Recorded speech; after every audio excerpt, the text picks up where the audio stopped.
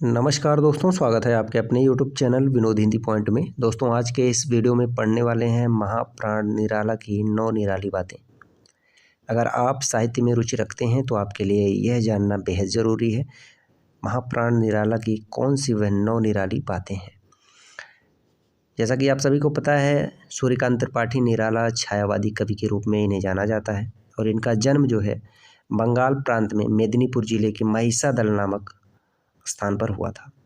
इनका जो जन्म वर्ष है 1899 ईस्वी, कहीं कहीं आपको 1896 भी देखने को मिलेगा, और इनकी मृत्यु जो हुई थी इलाहाबाद में 1961 ईस्वी में हुई थी। इनके पिता का नाम राम सहाय त्रिपाठी और पत्नी का नाम मनोहरा देवी था। इनकी पुत्री का नाम सरोज था। आप सभी को पता है, पुत्री के निधन पर इन्होंने सरोज स्मृति की रचना की। निराला के बचपन का नाम सूर्य कुमार था। मतवाला पत्रिका के आधार पर इनका उपनाम जो है निराला पड़ा। ठीक है।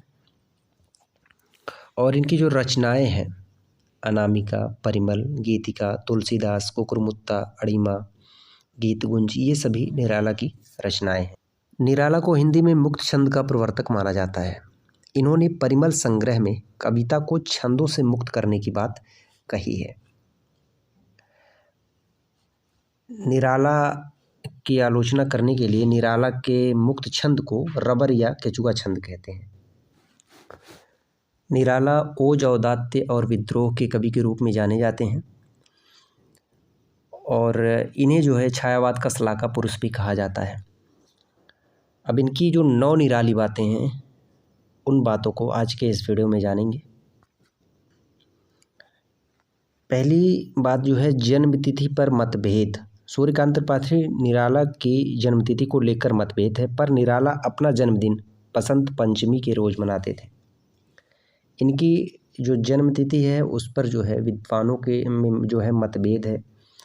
1899, 1896 इनके जन्मतिथि पर जो है मतभेद है, लेकिन निराला जो है अपना जन्मदिन बसंत पंचमी के रोज मनाते थे।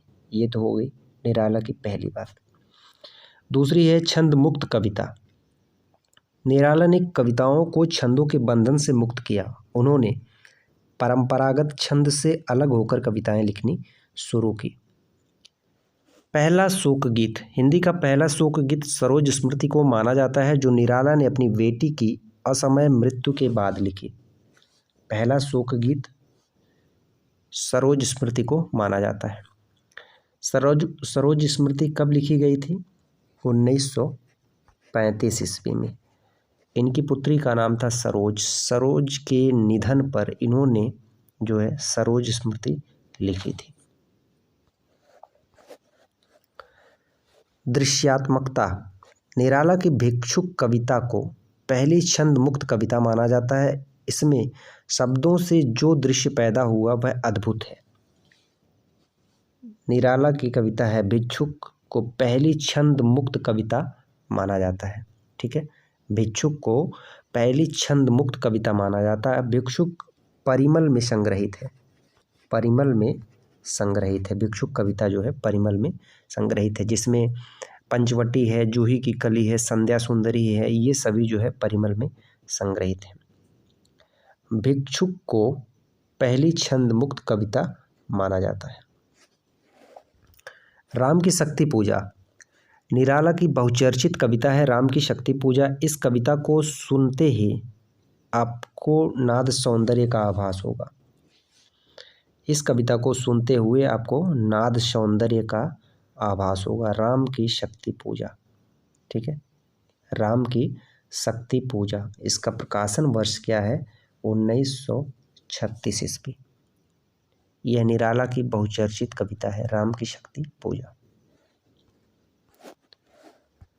बहुभाषा ज्ञान। निराला हिंदी कवि हैं, पर वे संस्कृत और बांग्ला भाषा के भी जानकार थे। ये सारी भाषाएं उन्होंने स्वाध्याय से अर्जित की थी। निराला बहुभाषी थे। इन्हें हिंदी के साथ साथ संस्कृत और बांग्ला भाषा की भी जानकारी थी। जीवन में दुख। जीवन में दुख की बात की जाए तो पहले महायुद्ध के बाद फैली महामारी में पत्नी मनोहरा देवी को छीन लिया। फिर चाचा, भाई और भाभी को भी ले गया।